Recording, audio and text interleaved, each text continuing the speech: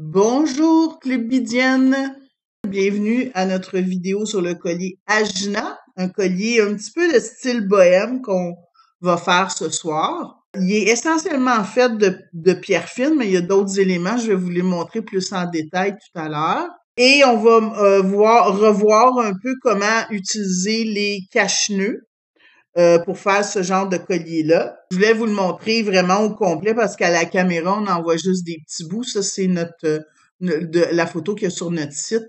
Donc, vous pouvez voir qu'il y a 3 rangs, ce collier-là. Et les 3 rangs sont attachés après des anneaux.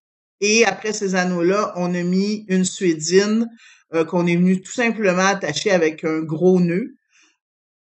Il n'y a pas de fermoir. Vous pourriez en mettre un si vous voulez le faire plus court. Mais étant donné qu'il est quand même assez long, j'ai décidé de pas en mettre parce que c'était pas nécessaire. Et au bout des petites moustaches ici de suédine, je suis venue mettre un élément zen, une main de Fatma, donc en acier inoxydable. Je vais vous les montrer de plus près dans 2 secondes.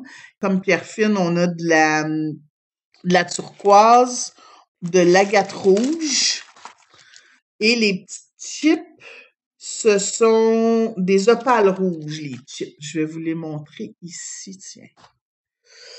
Donc, les petites chips comme ça, ce que j'appelle des chips, en fait, c'est des billes irrégulières.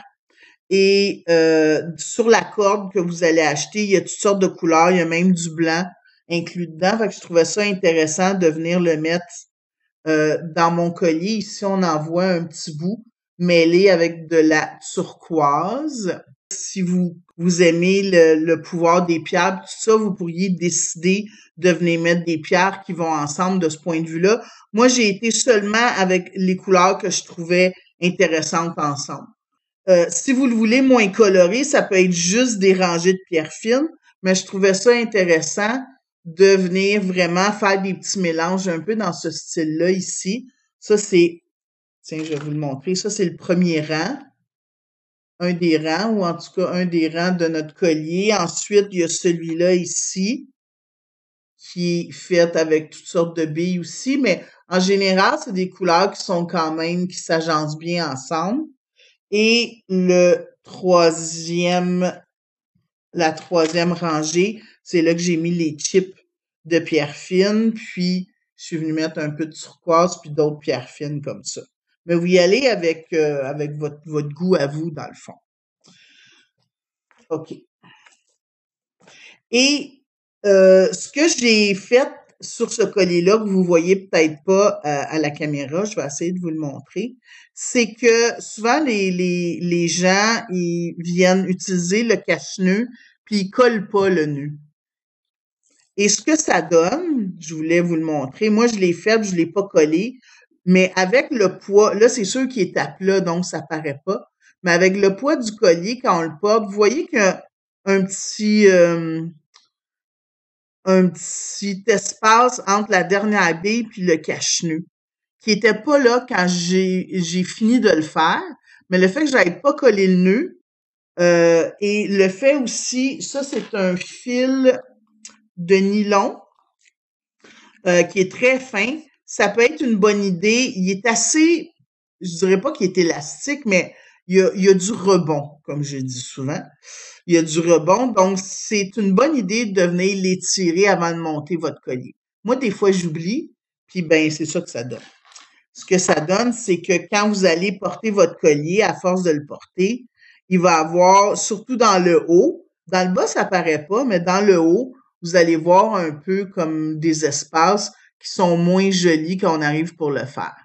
Fait que je vais vous montrer un petit peu comment faire cette finition-là sans l'espace. OK.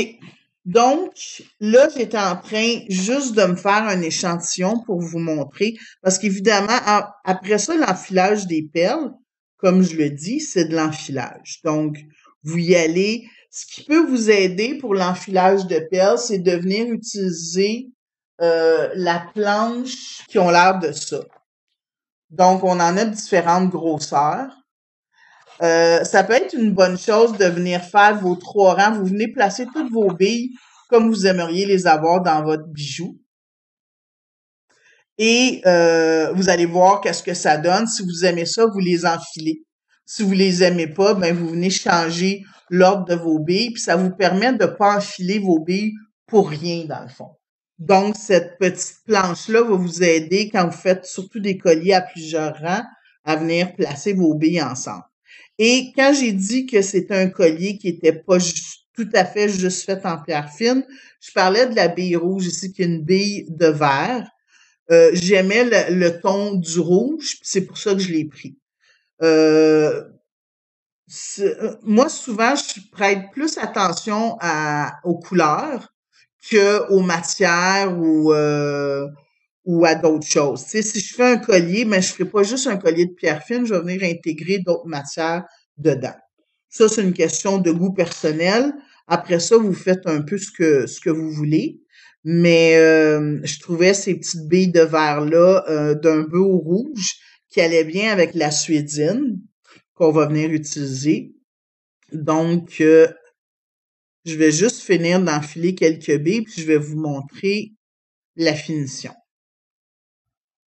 Donc, vous venez faire des petits mélanges comme ça. Ça n'a pas besoin d'être...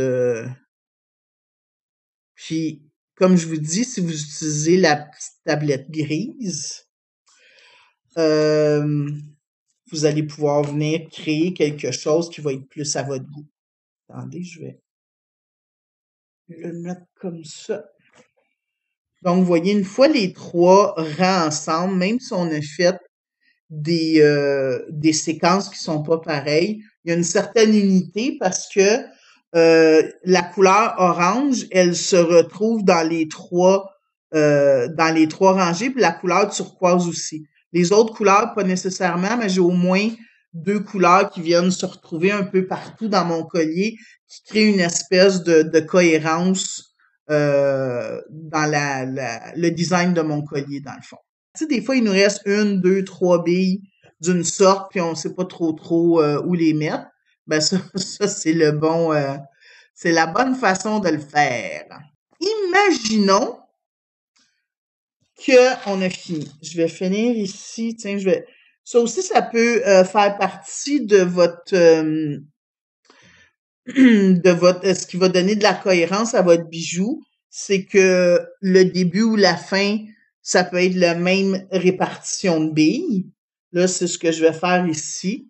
Ça peut ajouter de la cohérence aussi à votre design. Ça ici. Voilà. Admettons que j'ai fini. OK? Je vais venir monter ça. Puis là, comme j'ai dit, je vous ai dit de l'étirer. Celui-là, je l'ai pas étiré.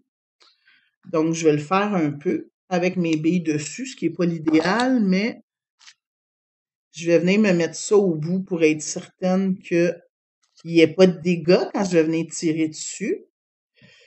Et je vais venir, quand on dit l'étirer, c'est juste entre vos mains comme ça. Puis, je sais pas si ça se voit à la caméra, mais vous voyez, on voit quand même un peu l'élasticité. Avant de venir utiliser ce cordon-là, vous l'étirez un peu. Ça va vouloir dire aussi que quand on va venir faire nos nœuds dans notre cache-nœud, il va falloir qu'ils soient très, très, très serrés, nos nœuds. Donc, je vais venir réenfiler mon aiguille. Puis comme vous avez pu voir, ce cordon-là, il fait 0,4 mm, mais il s'enfile quand même assez bien. Il est assez fin, même s'il est quand même d'une bonne épaisseur, pour venir rentrer avec l'aiguille dans nos billes comme ça. Là, je suis venue mettre mon aiguille au bout comme ça ici. OK. Donc, là, on va venir mettre un cache-nœud. Les cache-nœuds, c'est ces petites choses-là ici. Vous en avez de différentes grosseurs et vous en avez qui ont soit des œillets ou des crochets à l'extrémité ici, là. Moi, souvent, je prends des œillets parce que c'est un petit peu plus solide que juste des crochets. Donc, je vais venir enfiler, en fait, mon cache-nœud. Et de l'autre côté, selon l'épaisseur des cordons que vous utilisez, vous pouvez juste faire un nœud, des fois deux nœuds. Il faut que votre nœud soit assez gros pour bloquer le trou qui est, je sais pas si vous allez le voir, là, mais attendez, je vais vous montrer comme ça. Le trou, là, il est ici. Puis, selon la matière dans laquelle le cache-nœud est fait, et selon même des fois la grosseur, le trou peut varier de grosseur. Donc, on peut faire un petit test. Moi, quand je fais des tests, je fais mon nœud très, très, très, tout à fait au bout de mon cordon. Comme ça, après ça, je peux le couper puis que ça dérange pas. Puis, je fais souvent mes nœuds avec ces petites pinces-là. Je trouve que ça va bien. Donc, je fais un nœud comme ça. Je tire comme il faut. D'après moi, il va être trop petit. Et, vous voyez, ouais, il est pas si pire. Il est pas si pire, ouais, mais mon Dieu, je suis agréablement surprise. Mais pour être certaine, je vais venir faire un autre nœud par-dessus.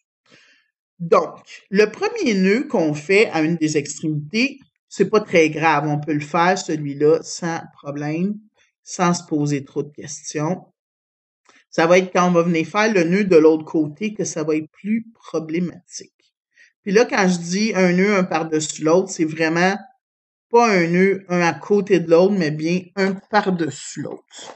Puis je vais venir tirer comme ça avec ma pince. Donc, lui, je le laisse comme ça. On va venir le coller tout à l'heure. Je le laisse comme ça, puis là, je tasse toutes mes billes. Vous voyez, on voit encore le nœud qui est là. Je tasse toutes mes billes. Mais je tasse, mais pas trop. Parce que quand vous tassez trop vos billes, ça paraît plus ou moins, mais si vous tirez trop, votre collier va être comme en zigzag, va être un peu trop collé. On veut que que les billes soient bien collées les unes aux autres, mais pas trop. Ici, je viens rentrer encore mon cache-nœud. Je pense pas que je vais avoir besoin d'une épingle, d'une aiguille plutôt. Pour nous aider un peu, le deuxième, on l'ouvre un petit peu plus. Ça va nous aider à venir vraiment bien pousser notre nœud au fond du cache-nœud. Et là, ce deuxième nœud-là, il est plus difficile à faire. Parce qu'il faut vraiment, là, on va faire le nœud. Ça, c'est pas un problème. Mais ce qui est un problème, c'est qu'après ça, ici, fait que je fais mon nœud comme ça. Puis je vais m'aider de mon pic à nœud pour venir le tasser le plus loin possible dans le fond de mon cache-nœud. Fait que vous voyez, en tirant comme ça, reste donc ici, toi. Vous pourriez le tenir dans vos mains, là, mais vous voyez, là, mon nœud, là, il est vraiment, puis je viens tirer là-dessus. Puis là, faire le premier nœud, ça sera pas compliqué. Ça va être faire le deuxième par-dessus le premier. C'est pour ça que souvent, là, c'est mieux de... Ouais, il va être un peu élastique.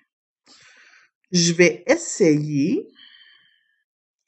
Des fois, ce que vous pouvez faire aussi, qui peut peut-être nous aider, au lieu de, si c'est trop difficile de venir faire un nœud, un par-dessus l'autre, vous pouvez venir utiliser une petite rocaille. Dans ce cas-ci, c'est pas une Miyuki, ça, c'est une Stellaris. Puis, ces rocailles-là, ils ont quand même un bon trou, fait que mon cordon va rentrer. Fait que vous voyez, là, j'ai ma bille ici. Et ce que je vais venir faire, ce que je fais moi, c'est que je vais venir faire mon nœud, mais quand je viens mettre une bille, je peux en faire juste un nœud. J'ai pas besoin de venir en faire deux. Puis là, je peux vraiment bien venir étirer mon fil avec le cache-nœud comme ça, avec le pic à nœud, c'est-à-dire. Voilà. Ça, par contre, il va falloir venir y mettre une petite goutte de colle.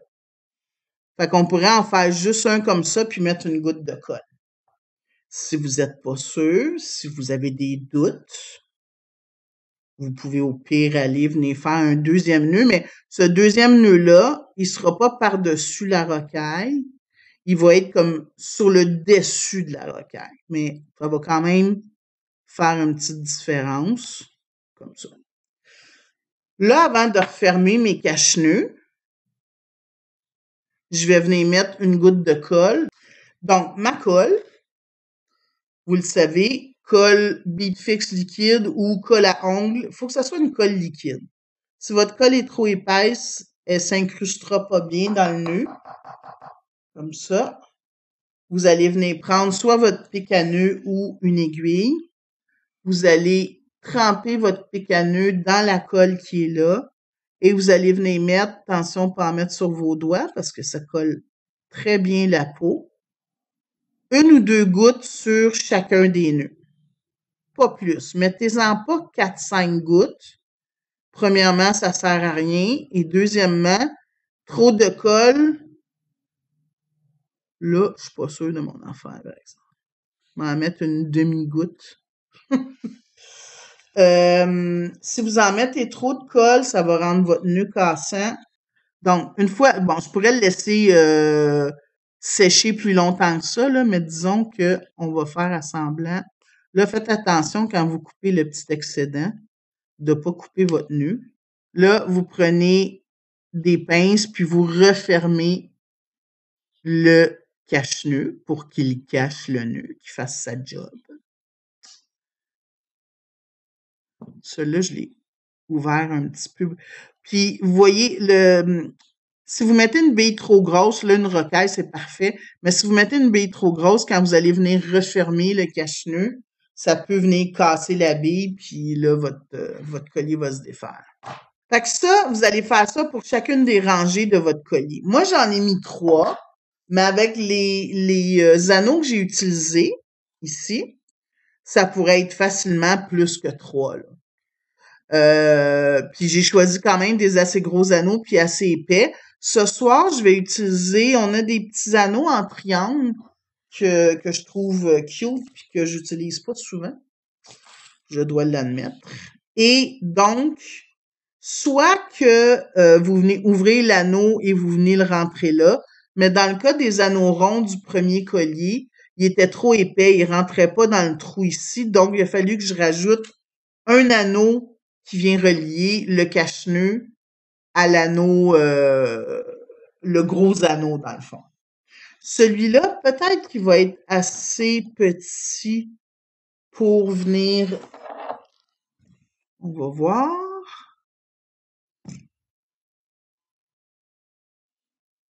Ouais, excellent. Vous allez rentrer toutes vos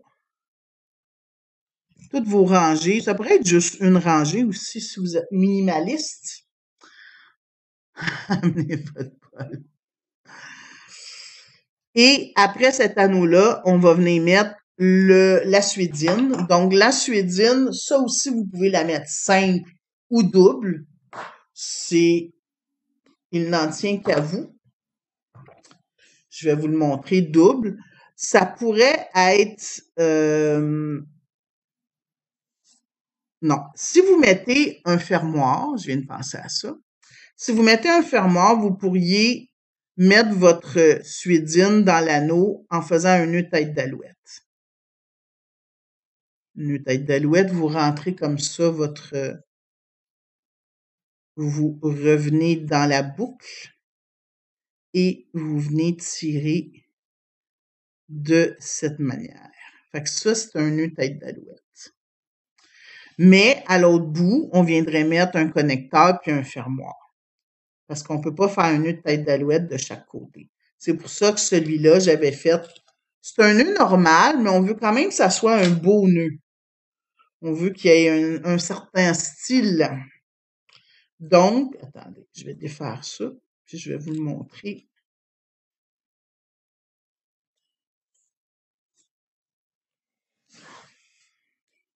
Donc, j'avais ça double ici. Donc, j'ai tout simplement fait un nœud.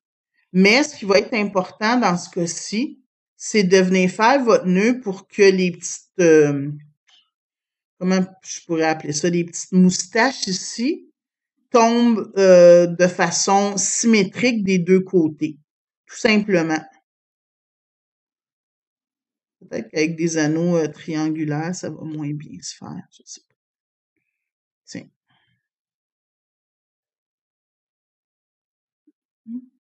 Puis là, vous le refermez pour qu'il soit quand même un petit peu joli, comme ça. Vous pourriez les faire plus longues si vous les voulez plus longues. Et la main de Fatma que j'avais mis sur l'autre ici, j'ai tout simplement fait un trou dans ma suédine, j'ai mis un anneau, puis j'ai mis la main. Au pire aller, vous pourriez venir mettre un connecteur à ruban ici ou un connecteur à cuir, puis venir placer votre main. Mais sinon, puis le trou, je l'ai tout simplement fait avec un pic à nœud, à peu près dans le milieu. J'ai dit à peu près dans le milieu. Voilà. Et je vais venir rentrer mon petit anneau. Puis j'avais pris des tout petits anneaux numéro, pas numéro, mais de 4 mm. Là, je vais venir rentrer. Des fois, le petit trou se referme quand on le fait pas tout de suite. Ah, non, il est correct. Donc, mon petit anneau comme ça, je rentre ma main de Fatma. Vous pouvez décider de la mettre dans un sens ou dans l'autre. Je pense pas que ça fasse une grosse différence. Puis, étant donné que c'est un lien, la main de Fatma, donc c'est pas une breloque, ce que j'ai fait, moi, c'est que je suis venue mettre une bille à l'autre bout. Donc, j'ai monté une bille sur un clou, j'ai fait un œillet, puis je suis venue l'attacher ici. Comme ça fait une petite décoration. Voilà, c'est pas plus compliqué que ça, puis je trouve que ça fait coloré pour cet été. S'il peut faire chaud un jour. Voilà notre beau collier Ajna